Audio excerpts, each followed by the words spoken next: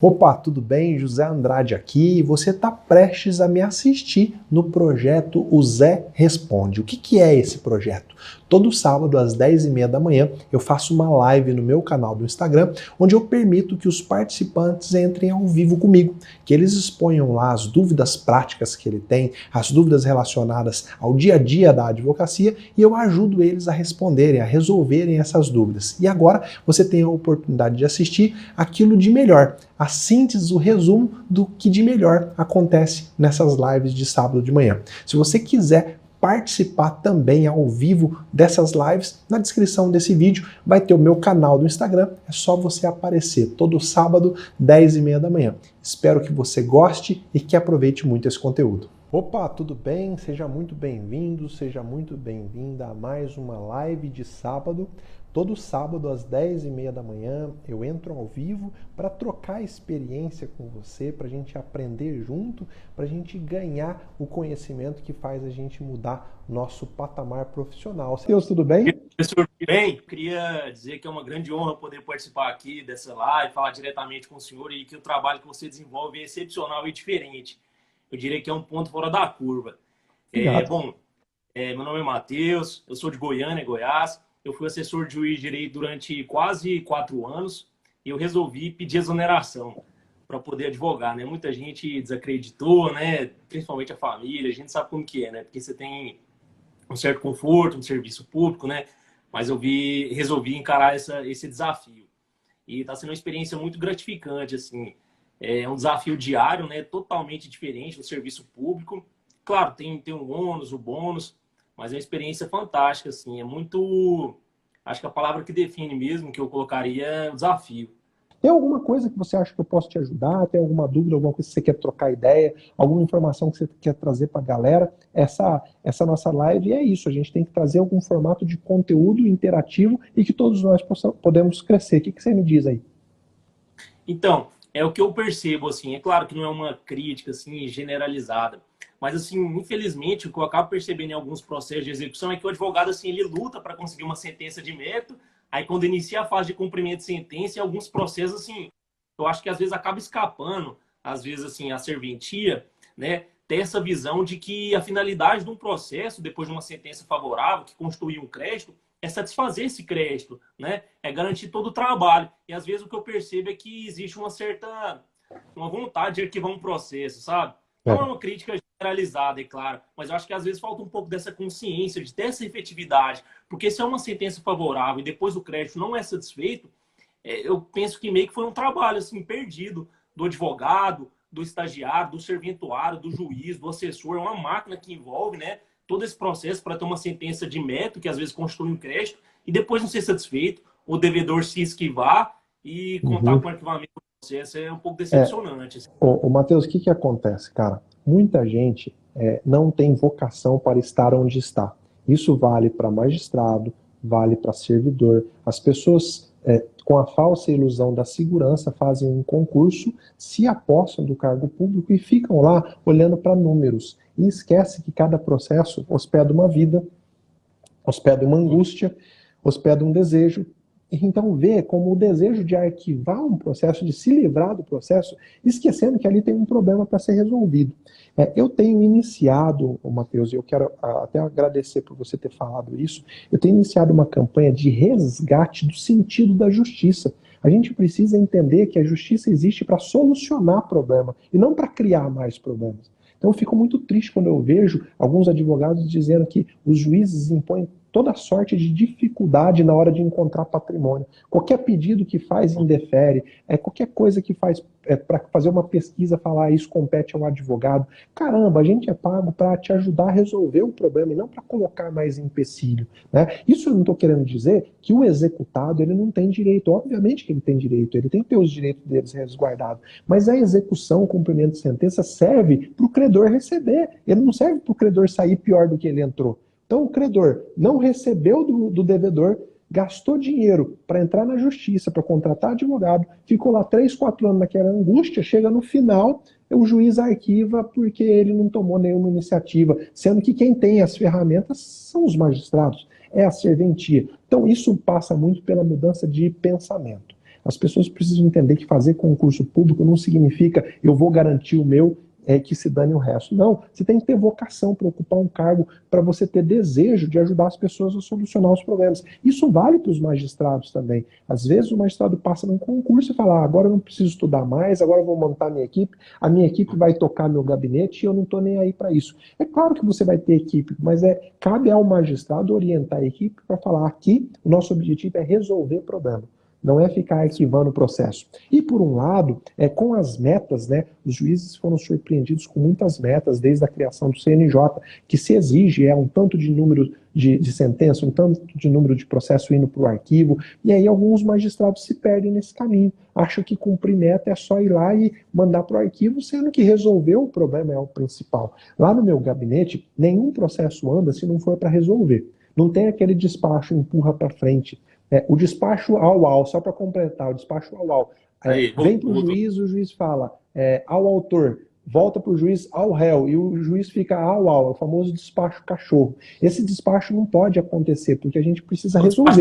Cada vez que efetivamente o processo vem para o meu gabinete, ele tem que sair com uma solução. Então, obrigado por trazer essa reflexão, tá? O que eu sempre recomendo ao advogado fazer é ser sempre objetivo. Se você sabe como conduzir uma execução, você tem que pensar sempre no próximo passo. É igual um jogo de xadrez. Se você vai mover a torre, você já tem que estar pensando qual é a próxima peça que você vai mover. Então, na execução, quando você entra com a execução, você pede lá os meios, por exemplo, os mais normais, de Bacenjude, Renajude. Você já tem que estar na sua cabeça pensando, bom, se não der certo, se vier tudo negativo, qual é a minha próxima cartada? Porque se você não faz isso e o juiz te intima, o juiz talvez que não tem essa consciência de que ele tem que resolver, ele vai falar, manda para o arquivo, sai da minha fila, já que o advogado não se preparou. Então, sempre olhar uma jogada adiante. Tem que ter um passo a passo na execução, para que você já saiba todos os cenários, tá? Opa, Mário, tudo bem?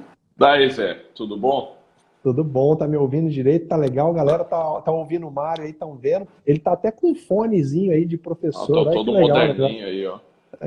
Segunda vez que eu tô usando, dei aula sexta e hoje. Pensei que você fosse fazer uma live de cantor aí, né, com um fonezinho aí, só falta a guitarra na mão.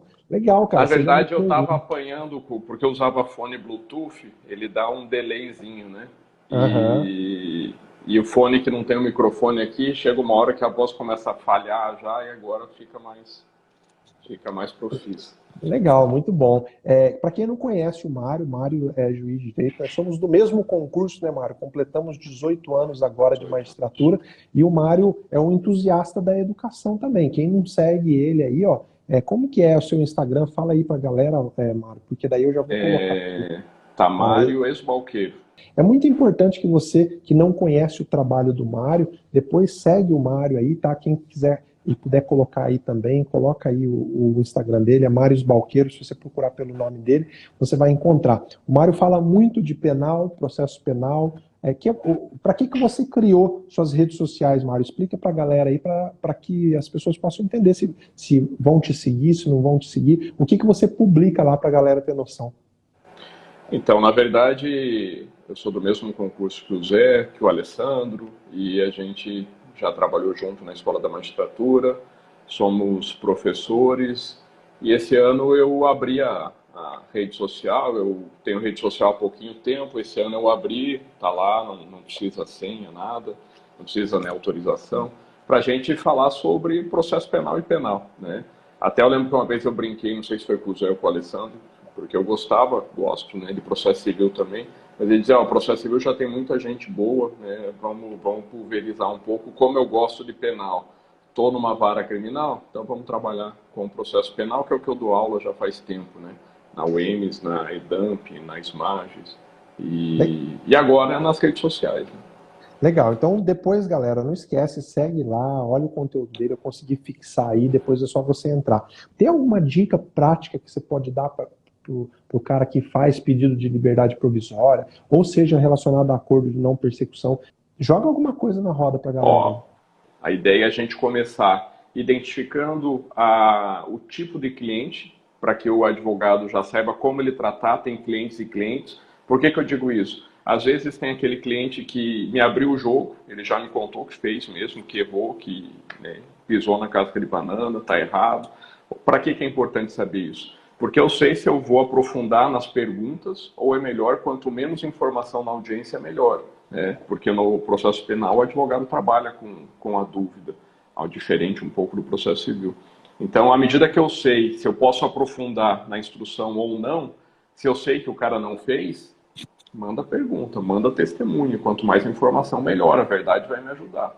Agora, se eu faço isso e eu sei que o cara é culpado, eu já cansei de ver instrução que quem ferrou com o réu foi a testemunha da defesa, não foi a testemunha do MP. Né? Então, muitas vezes o advogado, às vezes não tem nem a chance, ou não tem o cuidado efetivamente de saber o que as testemunhas sabem. Às vezes só pergunta para o cliente, tem testemunha? Ele fala, tem, e apresenta 3, 4 nomes, e às vezes a testemunha chega lá na frente do juiz e detona o acusado. Né, e acaba sendo um tiro pela culatra. Uma coisa que eu ensino sempre aos meus alunos é você deve conversar com as testemunhas antes da audiência, deve conversar com as testemunhas, sejam as suas testemunhas ou até as testemunhas da parte contrária. Tá? Por quê? Porque às vezes a testemunha da parte contrária, se você sabe o que ela conhece, você também pode arrolar no seu rol. E por que isso é importante? Porque se ela não está no seu rol, chega na audiência, o Ministério Público desiste da testemunha, você não tem o que fazer. Então, se você conhece, às vezes, uma testemunha que tem elementos de convicção bons para o seu cliente e não só bons para a acusação, você precisa conversar com ela para descobrir isso e também arrolar. Agora, tem que ter muito cuidado nessa conversa, né? Você tem que explicar para que é essa conversa, para que essa testemunha não se sinta intimidada, para que essa testemunha não fale, ele foi me ameaçar, ele foi me procurar. Não, você é advogado, você tem o direito de conhecer o que as testemunhas sabem. Agora, é claro, a testemunha também tem o direito de te dizer, não, eu não quero te falar, eu só vou falar em juízo. Agora, isso faz plantar dúvidas sobre a isenção da testemunha. Afinal de contas, por que ela não quer te falar antes? Ela quer beneficiar a outra parte? Né? O compromisso da testemunha não é com a parte, é com o juízo, né? É com a justiça, com a efetivação da justiça. Zé, quer ver uma coisa que eu tenho falado, conversando com o Leandro lá no Ibijus, sobre questões práticas, e a gente vê isso no dia a dia, a grande quantidade de pedidos, de discussões a respeito da preventiva, por exemplo. Apresente os requisitos do 312. Né? Eu vejo até em decisões, às vezes, bate a questão da autoria, materialidade e perigo à ordem pública. Mas isso é uma teoria que a gente aplicava para a prisão preventiva faz 10 anos. Né? Isso já mudou bastante de lá para cá. Qual que é o limite temporal? O princípio da correlação com futura condenação. Tem outras medidas cautelares lá do 319. Quais medidas cautelares? Para que serve? Fiança? Como que é arbítrio? O que eu peço? Às vezes o advogado se limita a pedir a liberdade, mas se mostrar para o juiz, aqui uma tornozeleira já funcionaria por causa disso, disso e disso. Juiz, ele se compromete com tal medida e levar, né, fomentar a decisão do juiz e não se limitar, o presídio é desumano, eu peço que solte. Isso é o que todo mundo pede. Né? Então, se você ficar trabalhando como todo mundo faz, você não é diferente dos outros. A ideia é mostrar como que é possível agir de forma diferente para sair do trivial e entregar mais resultado para o cliente, né? Obrigado, viu, cara? Obrigado de coração. Eu que agradeço, cara. E parabéns pelo teu trabalho, sabe que eu te acompanho, te admiro. Até meu forte influenciador, né, quebrou essa resistência que eu tinha com redes sociais. E vamos lá. Vamos tentar melhorar aí a qualidade do nosso trabalho e de todos os profissionais do direito. Valeu, meu amigo. Fica com Deus. Eu vou acompanhar a sua jornada. Fica com Deus. Abraço. Galera, é isso aí, então. Toda sexta-feira você tem a oportunidade de pedir para que eu trate de algum assunto. E um dos assuntos que foi pedido lá diz respeito à morte do executado no curso da execução. Então, imagina, você entrou com uma ação de conhecimento, o juiz deu a sentença, o seu cliente ganhou, você inicia o cumprimento de sentença, pede lá para o juiz fazer pesquisa no Bacenjude, etc., e o executado falece. Isso não é incomum, muito pelo contrário. Com a demora do processo, às vezes as pessoas vão envelhecendo, vão tendo problema de saúde e acabam morrendo. E aí, o que acontece quando no curso da execução abre-se a sucessão. Então ainda não tem bem penhorado e aí o executado falece. O que na prática você precisa fazer? É muito importante essa questão, tá? Eu vou falar exatamente disso agora, tá? Presta bastante atenção. Bom, o Código de Processo Civil, ele sempre diz o seguinte: quando há o falecimento de uma das partes, a primeira coisa que acontece é a suspensão do processo para a habilitação dos sucessores. Isso serve tanto para a parte autora quanto para a parte requerida. Serve tanto para o exequente quanto para o executado. Se o exequente falecer, os sucessores dele precisam se habilitar no processo para continuar a execução. Se o executado falece, é a mesma coisa. Os sucessores do executado, eles precisam ser habilitados no processo. O que vai acontecer na prática? Noticiado o falecimento do executado, o juiz vai dar um despacho suspendendo a execução e determinando que você, autor, apresente quem são os sucessores para a execução poder seguir. Tá? Acontece que, na maioria das vezes, o exequente não sabe quem são os sucessores, tá? Não sabe se tem processo de inventário aberto, não sabe se está sendo feito um inventário extrajudicial. Tá? E você precisa ser muito rápido, porque se você não for rápido, às vezes os sucessores, havendo falecimento, eles correm em cartório, fazem lá um inventário extrajudicial, cada um se apodera de parte dos bens, já negocia com outras pessoas e você fica a ver navios. Então, você precisa ser muito, muito rápido. Havendo a notícia do falecimento, qual é um ponto de partida se você não conhece efetivamente os sucessores do executado? O primeiro ponto de partida é você pedir ao magistrado para que venha aos autos a certidão de óbito. Tá? Se tem a notícia, às vezes o advogado simplesmente fala, olha, os meus poderes para atuar aqui na execução, eles não existem mais, uma vez que houve o falecimento do requerido. E aí não se junta nada no processo. Ou às vezes é um oficial de justiça. O oficial de justiça vai fazer a citação e lá alguém informa para o oficial de justiça que o executado é falecido. O primeiro ponto é vir para o processo a certidão de óbito. Por quê? A certidão de óbito pode ter informação sobre os herdeiros, o nome, quantidade de filhos e etc. Esse é o primeiro ponto, tem que vir a certidão de óbito. Hoje, os magistrados têm acesso a um sistema chamado CRC-JUD. É um sistema que integrou todos os cartórios de registro civil do Brasil. Então você pode pedir para o magistrado consultar o CRC-JUD para trazer a certidão de óbito. Se há realmente um óbito, esse óbito foi registrado em algum lugar e, estando registrado, o juiz vai conseguir, no sistema do CRC-JUD, trazer a certidão de óbito. Eu sei que realmente o executado faleceu, ele faleceu na minha cidade, vai lá no cartório de registro civil, pega a certidão de óbito e junta no processo. E aí, se na certidão de óbito tiver lá o nome dos sucessores, você já pede, então, a habilitação desses sucessores no polo passivo. Professor, eu descobri que já há um processo de inventário. O executado faleceu e os herdeiros já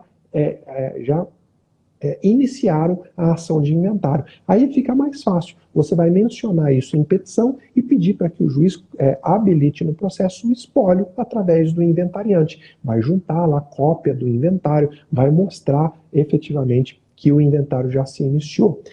Professor, e se for feito um inventário extrajudicial, como que eu vou descobrir isso? Bom, existe uma outra ferramenta chamada CENSEC, tá com C, tá? C-E-N, CEN, e aí com S, CENSEC, depois você pesquisa no Google, essa ferramenta chamada CENSEC te permite averiguar se há inventário extrajudicial em qualquer lugar do Brasil vinculado ao CPF, ao nome de uma pessoa. Tá? É um serviço dos notários, né, dos cartorários, eles sistematizaram e colocaram através da plataforma CENSEC essa consulta digital. Você consegue descobrir se em qualquer lugar do Brasil há efetivamente um inventário extrajudicial em curso. Tá?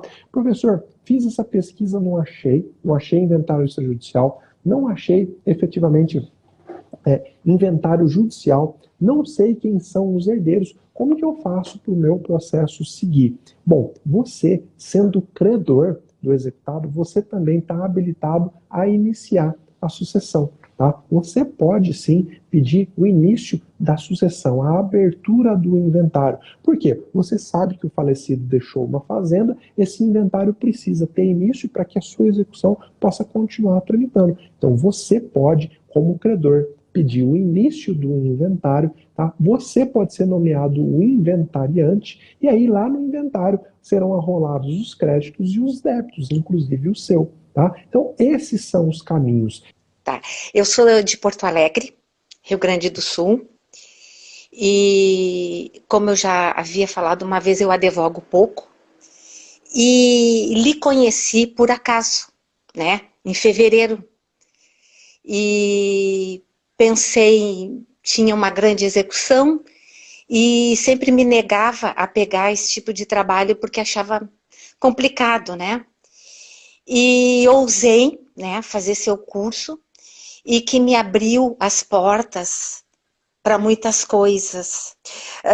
Numa execução, porque o senhor sabe, às vezes a parte não se, o executado não se manifesta nunca, né? Uhum. E às vezes ele vai se manifestar, às vezes lá no fim do processo, né? Na realidade eu já vi isso, né? De ocorrer porque tinha uns embargos, enfim, né? E aí no final, às vezes a parte se manifesta. Eu quero lhe perguntar uma coisa. Tem bens, tá? Bens existem. Eu quero lhe perguntar assim, ó. Na época, eu já vi os sócios com bens numa área grande e no nome da empresa 2 matrículas, certo? Agora, eu já vi, no final, a parte está alegando impossibilidade, impenhorabilidade. Uhum. E eu fiquei pensando, né, porque tu ouve, as pessoas comentam e tal, se a área é num todo, né, que existem várias matrículas, não tem por que ele declarar impenhorabilidade em 2 matrículas que está no nome da empresa. Se ele tem outras matrículas no nome do sócio. O que acontece muitas vezes, e é uma dica que eu sempre dou, principalmente quando você sabe que o executado tem patrimônio. Existe um dispositivo lá no CPC, lá perto do artigo 790, alguma coisa, eu não vou lembrar o certo, mas depois eu posso até colocar para todo mundo. Onde você, quando o executado mantém aquela postura inerte, né, ele não faz nada, ele fica só esperando o executado ir atrás, você pede para o magistrado intimar o executado para que ele indique quais são e aonde estão os bens penhoráveis dele, sob pena de multa por ato atentatório à dignidade da justiça. Tem um dispositivo no CPC que diz exatamente isso. Sim. Geralmente, quando o executado tem bens e ele se vê nessa intimação, se ele não falar nada, no mínimo, o juiz vai aplicar uma multa de 20% do valor do crédito. Então, esse tipo de intimação já faz a pessoa agir. Agora, é claro que também tem executado que não liga para isso, não quer nem saber o tamanho do crédito. O importante é que a gente sempre seja diligente